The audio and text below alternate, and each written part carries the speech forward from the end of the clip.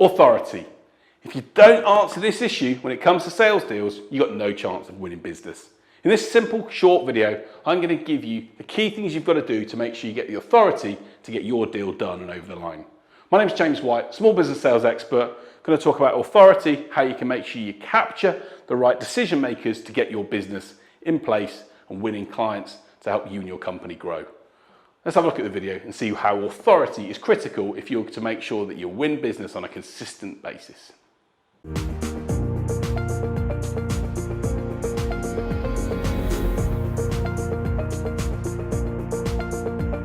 The authority is critical if you're to get someone or that person to sign off and get the decision to go ahead and use your service. If without authority, without finally getting someone to sign on the dotted line or agree to the PO or agree to the activity, you can't get business done. But yet so many salespeople and business owners get this so badly wrong. And I want to help you avoid this so that you don't waste time and energy and emotion chasing opportunities that you don't know then how to get on board or get over the line. The key thing around authority is eventually there is someone or some person who has the ability to say yes to a deal. They're the people that can sign off. So when finance in large companies want to make a payment to someone, they'll go to someone to approve that payment. That's the decision maker. Maybe it's a CEO, certainly an organization has authority, or it may well be a director or a vice president. The reality is authority in most companies comes down from people that are able to make decisions that can impact the business and what happens underneath it. So that's the key thing around authority we have to understand. So I believe in organizations there are 3 levels of people that we've got to focus on. The first are decision makers. And I encourage the people that I work with to focus on selling into decision makers.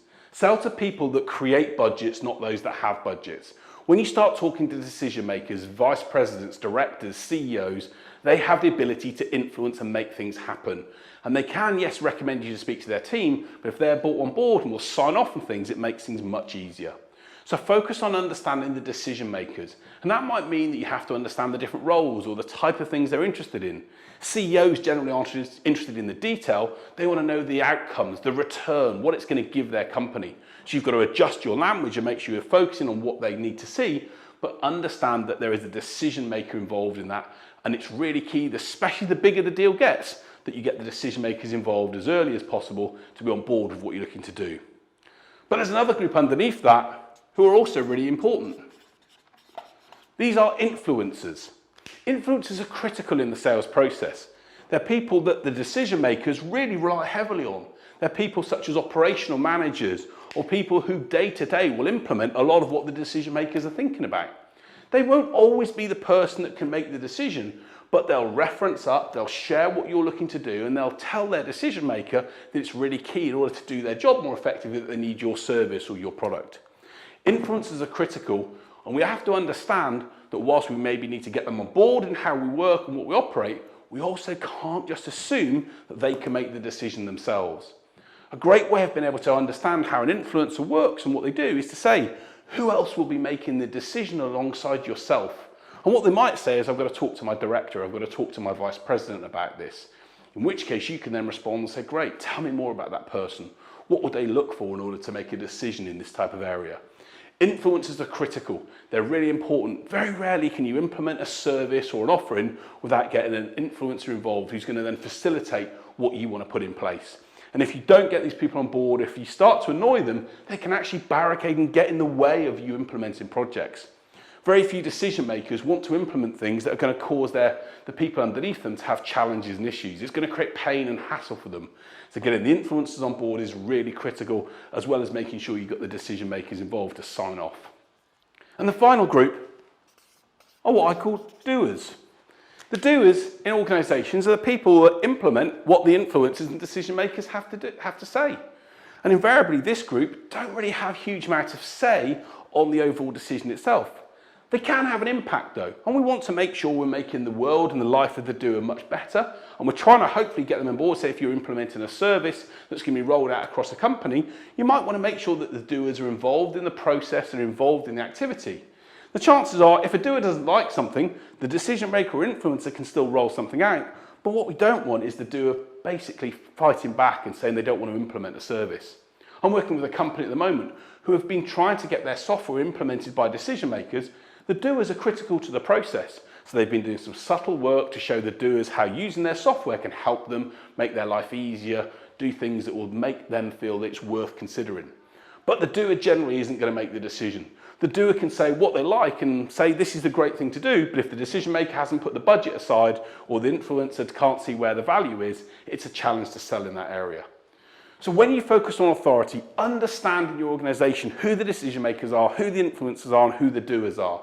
Create an account map. Start to map out the key people and try and define what their levels are. Who's involved in making the decision happen? Who gets consulted as part of the process? And one of the key things you've got to do is make sure that you don't just rely on the decision makers and assume, as I did once, that those people are guaranteed to give you the result you want. I once lost a piece of business because I assumed the person I was talking to was the CEO, but that person had a shareholder above them who they contacted to be able to get advice on. And the shareholder hadn't been consulted, wasn't involved in my service, and I lost the deal. So sometimes decision makers can be above the CEO, it can be board members, it can be stakeholders, it can be other people involved. So a great question to use when you get to that stage is, who else will you consult around this decision? Or who else will you involve in the decision process? They may tell you that they'll involve a shareholder or someone else, in which case then you can then find out what they need to see in order to try and make the decision to go forward. But get clever and smart at being able to understand the authority for the decision that you want to get completed. If you're selling into an individual family, it may well be that the partner or the wife or the husband or an uncle or an aunt or a grandfather is involved in the decision.